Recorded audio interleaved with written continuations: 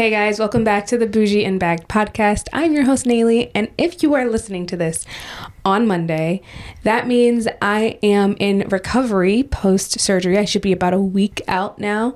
If you want an update, go on my TikTok. It's _Nayli Gonzalez, and I'm sure I'm updating you guys like crazy on there. But yeah, this will be the Monday posted after the episode with my husband. And this episode is very close and it's near and dear just because it's post-surgery, and recording this prior to surgery, I know that I'm going to be very anxious, and I'm just really thankful if this podcast is up and that everything went well, and that's the hope, right? Hey, welcome to Bougie&Bagged, where we prove you can be that girl and have a bag. I'm your host, Nayli. Let's get into it.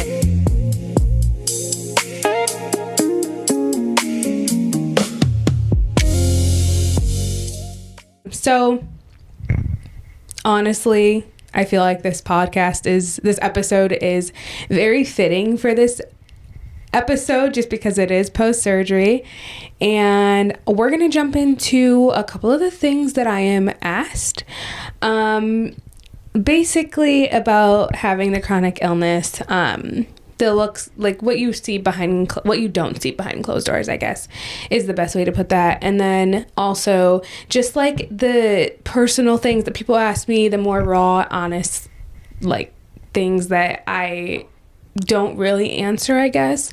And the funny questions that I get asked as well. Because if you have an ostomy, you already know people have so many questions. And they'll ask you over and over and over again the same question. Which is completely fine, because you know what? Knowledge is power. And if I can teach somebody about it, then it makes me feel better. And I feel it makes the world a better place, right? So some things I'm going to say are very unhinged, and some are just pure curiosity, and they may sound unhinged, but they're just curiosity. Like, people just really don't know the answer to it. So today we're just going to talk about it. We're going to get into it, the misconceptions, the ostomy misconceptions, the emotional side no one talks about, and the things I wish people understood, and the things I wish people would stop asking, because there are some things that I would wish that people would understand that that's probably not the nicest thing to ask, and maybe to like take a second and think before you ask those questions. So let's get into it. I have my questions here, so I'm going to be looking at my phone, but as I have been. But yeah, let's get into it. We're going to roll a clip first. All right, guys, welcome back to the podcast. We're going to get straight into it. So the first question I have is, does it smell? That's like the number one question. People think an ostomy always smells because it's output, it's poop. Like, let's be real, let's answer this correctly. The answer is no, it doesn't. It can, but normally it doesn't. Honestly, if you're very on top of it, no, it doesn't. I have a very, very good sense of smell, and that could be a blessing and a curse at the same time. So sometimes I think I stink, and I ask everyone around me, and they're like, no, what are you talking about? You smell so good. But to me, I can smell the bag. And then sometimes I'm just paranoid, and I am smelling something that's not even me. So, yeah, half of the time, no one really knows I have it. Nobody, thinks it smells. It's not until people know that I have it and know what it is, until they, that's when they say, oh, I think that smells, or, makes, comments like that. But honestly, there's a charcoal filter in the bag that helps in the beginning. It all depends on, how long you have your bag on, too, but there's a product called M9. There's also other products that are for smell. You just spray a little bit in your bag, and literally it makes the output not smell. So, and the M9 works really well. So Yeah, I think that that's a very big misconception, is that it stinks. I won't speak for people with colostomies. I have an ileostomy, and if you don't know, an ileostomy is the small intestine. And so I have more of a liquidy output, and it's less like bulky. So to me, it's like less smelly. It's more pure food because I literally digest so fast. So it's pretty unsmelly. I'm not saying that it doesn't smell. Like at the end of the day, it's poop. But like, does it actually smell that bad? No, not at all. I don't think so. I think, sorry, I think one of the biggest things is that, like, people always think, okay, another question is, can people hear it? So I've experienced this firsthand, but yes, sometimes your stoma will speak to you, and that's just what it is. It pays bills here. It acts like it, at least, right? It can literally make the worst noise possible, or it can be literally so quiet. But honestly, it always makes the noise when you're in the quietest places. I swear, I don't know why, but I experienced this firsthand. I worked at a school, and one of my kiddos like heard my ostomy fart, and they like looked at me, and I just like was like, I don't know. Because it was high up, right? It's not below, where it's coming from. So, and it's not only farting. Sometimes you're outputting and it sounds like you're beatboxing. Like, it just is insane. And it just comes at the weirdest times. And the thing is, you cannot stop it. Like, most people from, the other end, like, you can clench those cheeks and stop it. You can't clench anything with an ileostomy or a colostomy. It's going, and you have no choice. So I think that that's one of the funniest ones. People always laugh at the sounds it makes, because it's not really like a normal fart. It doesn't sound like a normal fart. It's very, very interesting. Another question that we get is, do you still eat normal food? Yes, I do eat normal food. I don't live off of crackers or soup forever. I will say that other foods are harder on you than others. And I won't speak for everyone. Colostomies are different. Ileostomies are different. So having an ileostomy, you are more prone to blockages because you are not digesting completely. It's stopping at the large intestine or at the small intestine. So a lot of the times, some of the food that you eat will come out looking the exact same if you don't chew it enough. Also, it'll cause a blockage, so it'll literally stop up whatever, and it'll be so painful to get it out. But the thing is like everyone deals with it differently. Whether you have an ostomy or colostomy, like everyone deals with different foods differently. So some people can handle corn. For 9 times out of 10, like everyone who has an ileostomy, everyone that has an ileostomy, like the first thing that the doctors and stoma nurses and all the peoples will tell you is like, do not eat popcorn, do not eat raw vegetables, do not eat corn.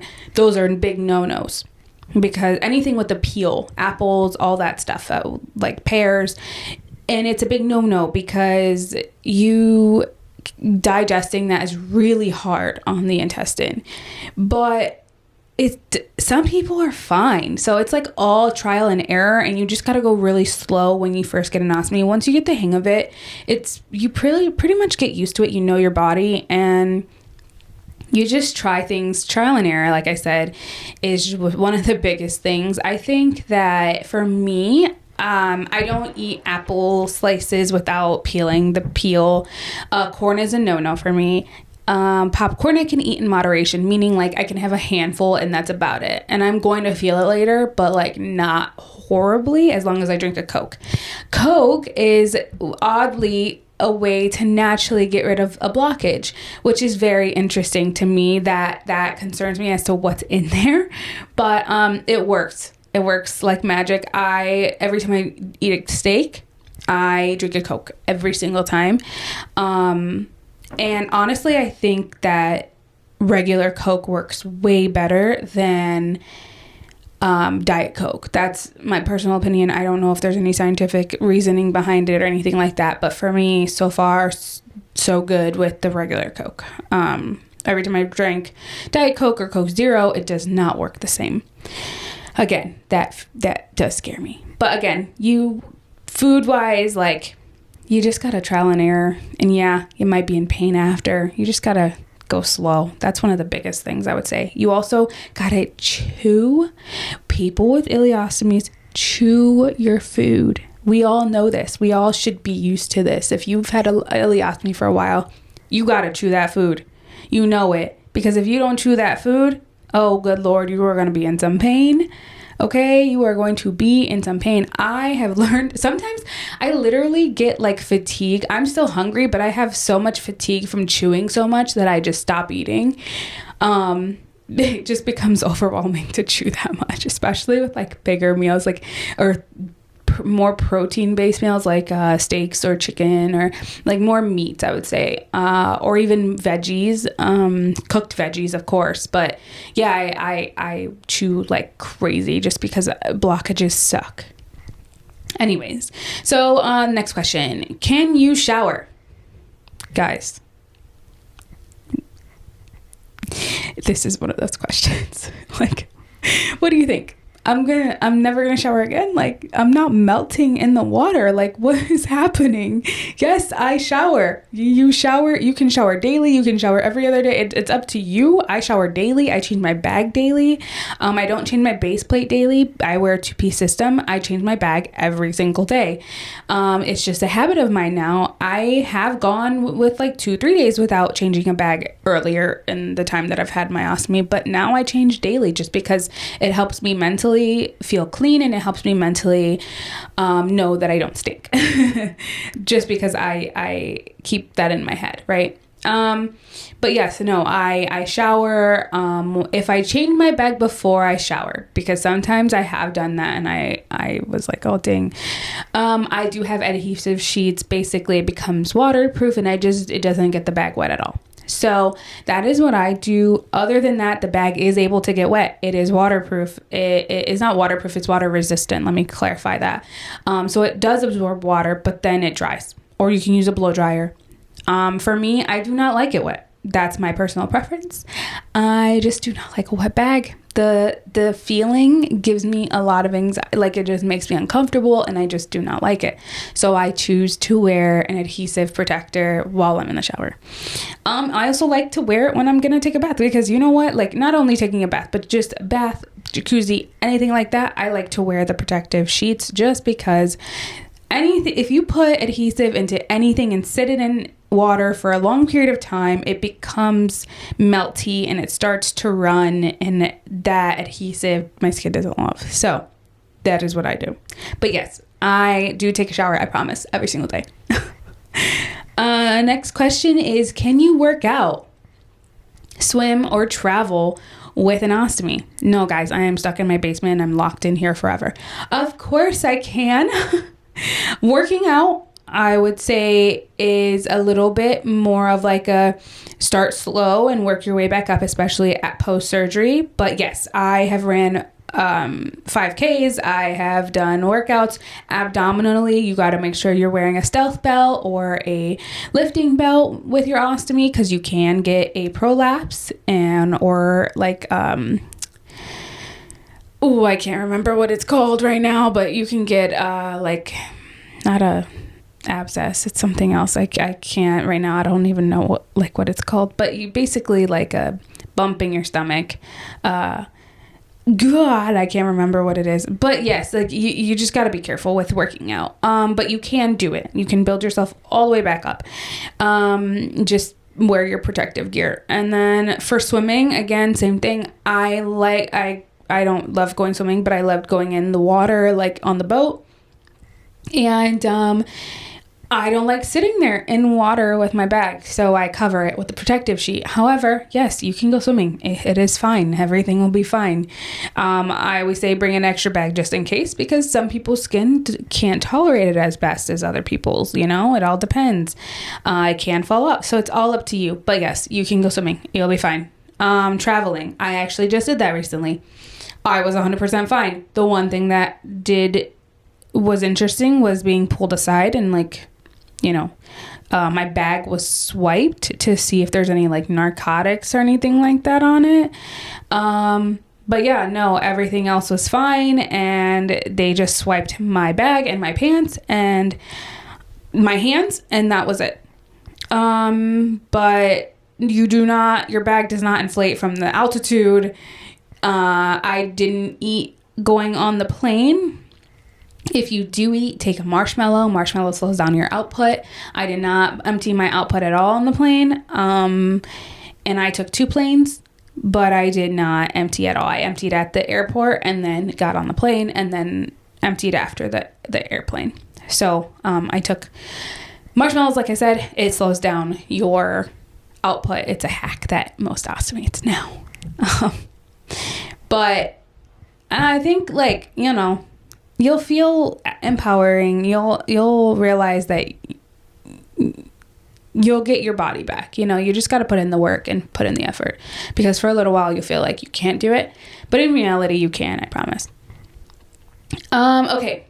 So next, we're going to go over the wild assumptions people have. So one of the biggest things is people think the bag is disgusting.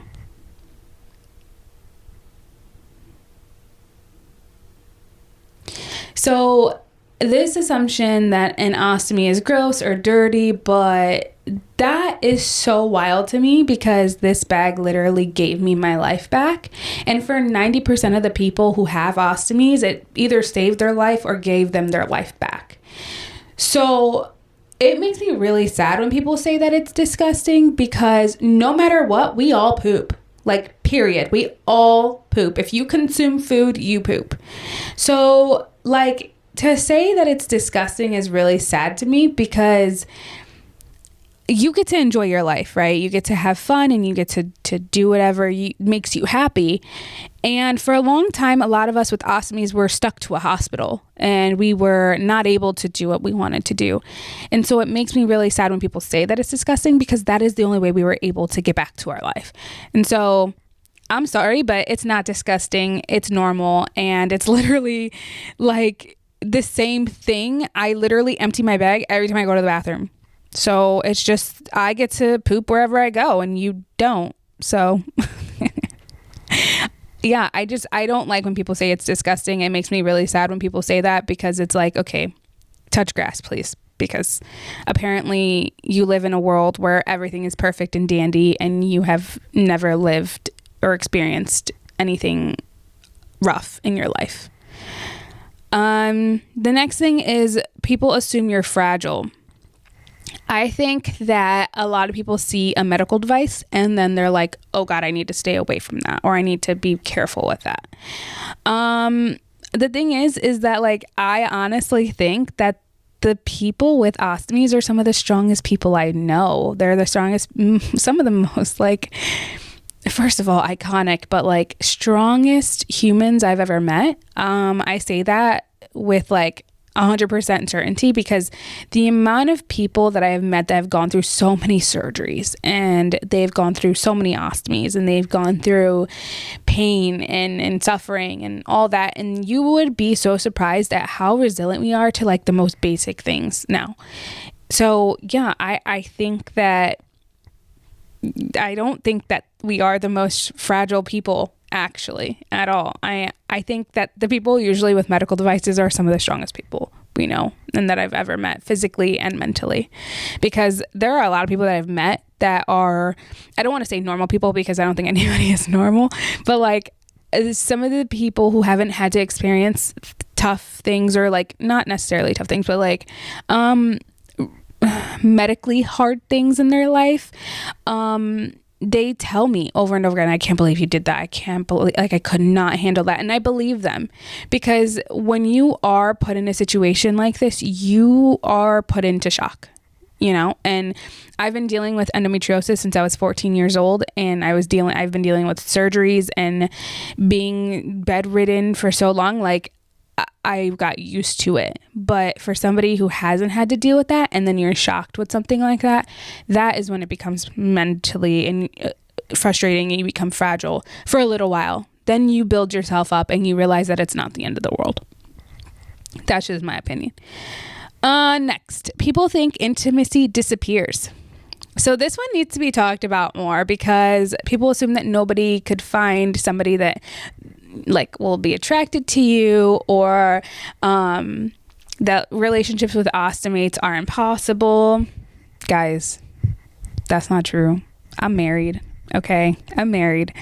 My husband and I have been together since before my bag, yes, but we have been together since I've been dealing with endometriosis. And honestly, my husband handles it very maturely. He is a grown man. He understands, and actually he was very happy when I got it, because I became lively again, you guys. Like, I'm telling you, I got my life for the most part back.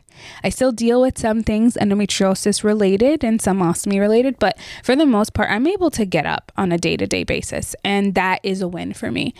I'm able to go sledding with my daughter, and I'm able to go ice skating, and I'm able to go to all of her events at school, and like, I'm just thankful for that. It's the little things.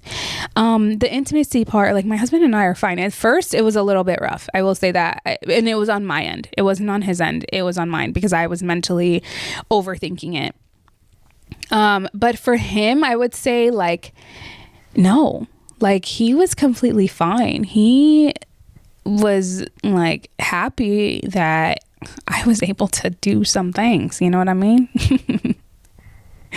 You do go through moments where, like, you just feel insecure, like I said, and the confidence journey is real. Like, I have posted on it about it on my TikTok a lot. Like, I am on that journey still. I think no matter what, you'll constantly be on that journey, but you get to a point where you just don't care anymore. And I'm at that point. And you know what? People say that turning 30 is that time. And this year I'm turning 30, so that could be it too. But honestly, like, I'm just getting to a point where it's just like, I'm a lot more thankful for my ostomy 1 and 2. I look back at my life and I'm like, yo, I wasn't able to do that. And I just really end up becoming very thankful for what I have and what this ostomy has brought me. So I will do all the intimacy, and I need to, like, constantly every single day I have to tell myself, like, I'm hot. I'm working on this body. I go to the gym. I go on runs. I do all that stuff. Like, I'm doing my thing. I'm taking care more of my health now than I ever have before. Ever, you guys. I was not a runner. I was not a gym girly. I was when I was younger. And then all the endometriosis happened. Giving birth happened. The surgery after surgery happened, and I was not in the best place. And then the moment that I got my ostomy, it changed my life, and I started running 5Ks and accomplished them. I ran 2 5Ks in the same year that I got my ostomy. I go to the gym daily. I lift weights. Like, you guys, I lost quite a bit of weight that last year, and then I've been working on it this year as well. And so I'm telling myself, like, I'm hot. Like, I've worked for this body. Okay. So the next one is people assume it's temporary. So some people ask, so when do they take it away? And sometimes the answer is never. And that grief deserves space too. However, some people get to say in 9 months or in a year or whatever. And that was the case for me at first. I was able to reverse it. And then, like, 3 months later, had to put it back. So some people get to reverse it, and that's great for them. And I'm so happy for them. And then some people get to keep it for the rest of their life. And you know what? That's awesome for us too, because guess what? No matter what, at the end of the day, the whole goal is to get your life back, right? To be able to function in day-to-day life and to be able to enjoy life. And it can be temporary and it can be forever. Like, I think those are 2 different spaces, and we just have to be thankful for either of them. Okay, so next is the mentally exhausting part. So this is just the side that people don't see. The planning, the emergency supplies, the fears of leaks in public. Geez, yes. Checking outfits, finding bathrooms, trying to act normal when your bag starts ballooning at the worst time imaginable. I talk about all of that on my TikTok. And then there's surgery, which for me is literally Monday coming up. And again, if you're listening to this, then it means it was last Monday. So, I wrote this in it. I just wanted to share this with you guys. You start having all these thoughts before surgery: the fear, the gratitude, the exhaustion, anxiety, hope. You think about how many times your body has been through trauma, and somehow I keep going. I have realized that mentally it can become so exhausting, especially coming right up to the surgery. I never realized it before, but honestly, it is very, very much exhausting. I think that I was in, what is it called, an autopilot for a while, and this time I think I'm having time to really think it through and really realize how big of a deal it is. And I'm just realizing how much surgery does on your body. And then I'm also realizing that I'm getting older, you guys. I'm about to, not about to be 30, but I will be 30 this year. And honestly, your body doesn't bounce back the way I used to when I was 18, 19 years old. And I know that's only 10-year gap, but guys, it makes a big difference. So yeah, the anxiety has been a lot, and I'm trying to be prepared for everything.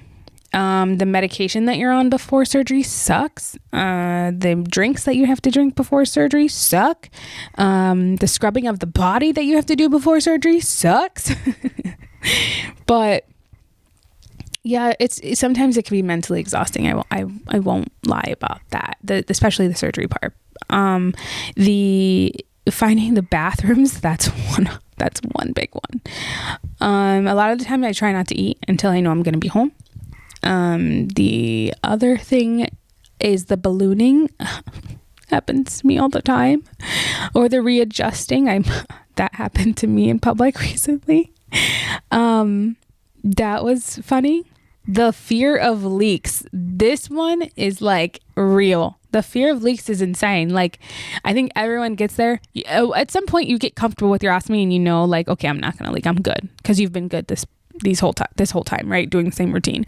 But there's always this one time where something changed or you tried something new and boom, you get a leak in the middle of the store or in the middle of an important event and it sucks. Or in the middle of work, which has happened to me.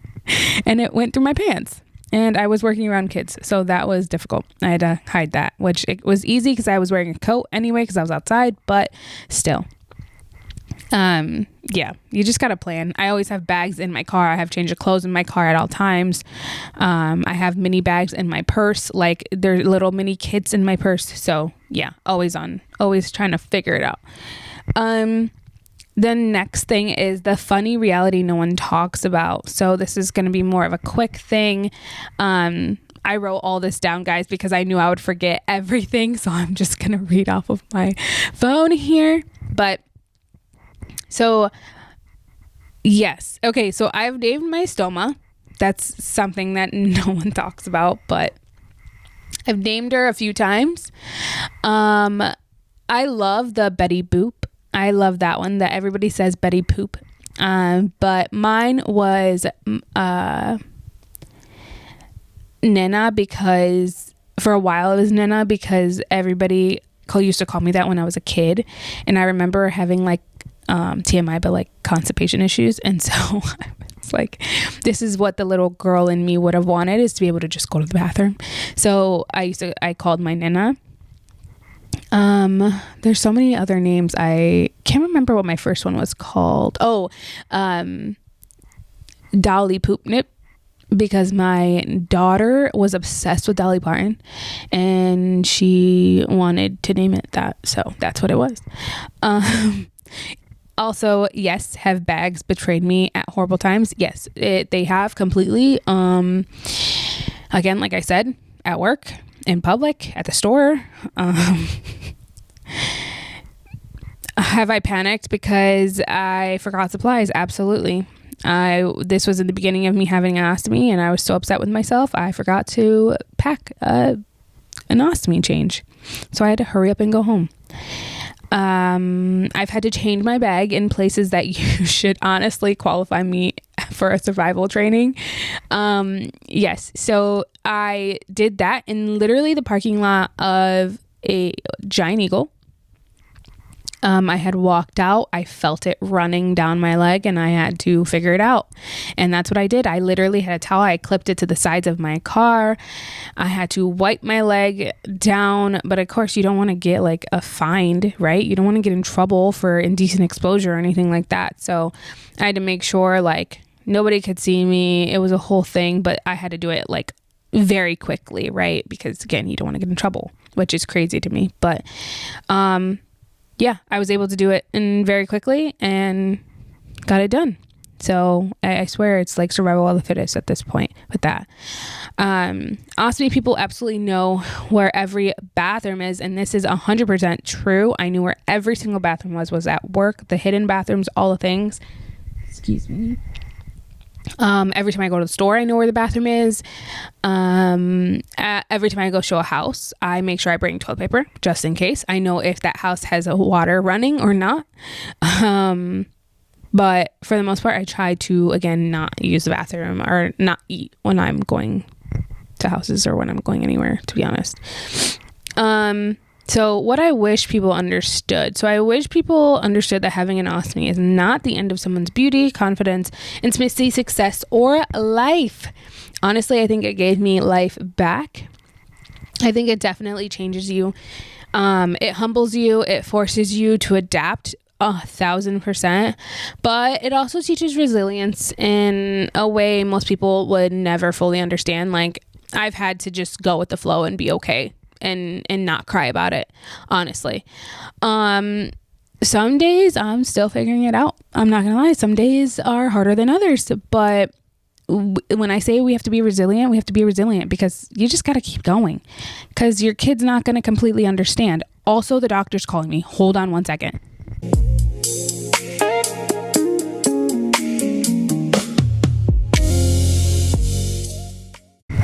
You guys, I just got my surgery time. My surgery time is at 9:30 a.m.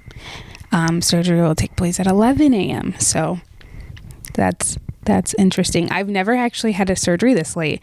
Normally it's at like 6 a.m. that I have to report. So yeah, I think it makes it more real. Also, Mother's Day is on Sunday, so it kind of sucks because I'm on a clear liquid diet on Sunday, which sucks. But you know what? It'll be fine. I'll get to celebrate Mother's Day after surgery. So, but yeah, I just wanted to go back to the, things that I wish that people understood is that I wish people understood that having an ostomy is not the end of someone's beauty, confidence, intimacy, success, or life at all by any means. It changes you for sure. It definitely humbles you and it forces you to adapt in so many situations. And it teaches resilience in a way most people will never understand 100%. Like, we just got to keep going. And some days I'm still figuring it out. I just have to get up and keep going and figure it out. That's what we do. But if you're listening to this while dealing with your own health issues, your own surgeries, your own fears, I see you, I feel you, and I'm here. And if you've ever been scared of what life could look like after an ostomy, let me be proof that life can still be beautiful, funny, hard, messy, confident, emotional, and meaningful all at the same time, because that is what I am. I have been through surgery 3 times now, and every single time I've gotten back up. Every single time I'm here and I'm happy and I'm putting a smile on my face, and it can be very hard. all the emotions. And so you are not alone. Please go find a group if you have not found a group. Honestly, TikTok is an amazing place when it comes to community. I have built an amazing community on my platform, and I'm very, very thankful for them. If you are too scared to, just comment on somebody's video. Everyone in the Ostomy community so far has been so sweet, so amazing. And again, like I said, it's great to have somebody who understands you, because as much as I adore my family and I'm very thankful for them, it's different when somebody just can understand that itch. You know what I mean? They understand the itch. They understand the output when you're trying to change your bag. They understand the feeling of feeling like everyone's staring at you, even though nobody is. They understand the feeling of the ballooning or the yanking on the skin when your bag is completely full and hanging. There's just so many things, So yeah, I just want to say thank you guys so much for being here. I'm hoping this surgery goes smoothly. And as I said, as always, stay bougie, stay bagged. We kind of have no choice, right? for most of us. But I'm very, very thankful for you guys. And I am hoping that surgery went well. And I will probably be recording an episode in the hospital for the following week. But I just want to say thank you guys so much for supporting me. Thank you guys for believing in this podcast. I have had people reach out, and I'm there. Like, you guys have no idea how much this podcast means to me. I've done a lot of things in my life. Like I have an episode that it will be coming up, and it is literally about my life and the things that I've done, like business wise and experiences. And it's just more of like a rapid fire video, not like a depth video. But just because I feel like people are surprised when I tell them all the things that I've done. But it's just like, this podcast speaks so much to me, not only because my bag gave me my life back, but because of the fact that I realized that there is community, and you have to get outside of your comfort zone if you're going to find that community. And you have to be willing to be open with other people and be vulnerable with other people and share your experience, because that's the only way community works, right? Is if you guys are all sharing your stories, because then you're going to feel like, oh my gosh, they understand me. So if there is one tip that I can give somebody who is going through a chronic illness, or any illness for that matter, even those with endometriosis, because I have a bag from endometriosis. I don't have a bag from Crohn's. I don't have it from diverticulitis or anything like that. There are so many people who have bags because of that, but mine is because of endometriosis.